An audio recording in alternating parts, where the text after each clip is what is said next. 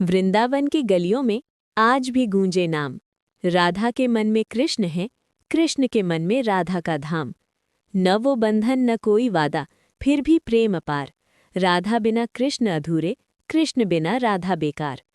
मुरली की हर धुन में राधा का ही स्वर था, कृष्ण की हर सांस में बस राधा का ही असर था।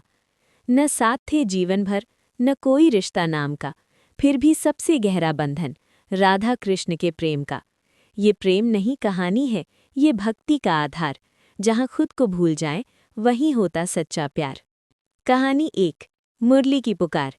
एक दिन वृंदावन में कृष्ण ने अपनी बांसुरी बजाई। उसकी मधुर धुन सुनकर राधा सब कुछ छोड़कर दौड़ी चली आई। लोगों ने पूछा, राधा, तुम सब कुछ छोड़कर क्यों चली आती हो? राधा मुस्कुराई और बोली, जब कान्हा बुलाते हैं तो दुनिया की कोई आवाज़ सुनाई नहीं देती। ये सुनकर सभी समझ गए कि सच्चा प्रेम वही है जिसमें कोई शर्त नहीं होती, बस समर्पण होता है।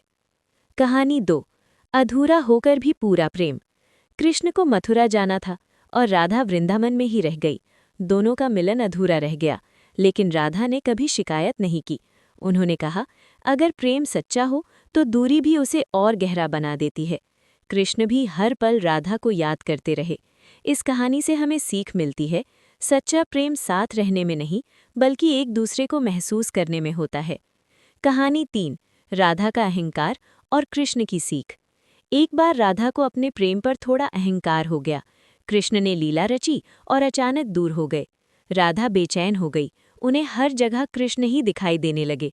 तब कृष्ण प्रकट हुए और बोले, प्रेम में मैं नहीं होता, सिर्फ तुम होता है। राधा की आंखों से आंसू बहने लगे और उन्होंने समझ लिया कि सच्चे प्रेम में अहंकार की कोई जगह नहीं होती।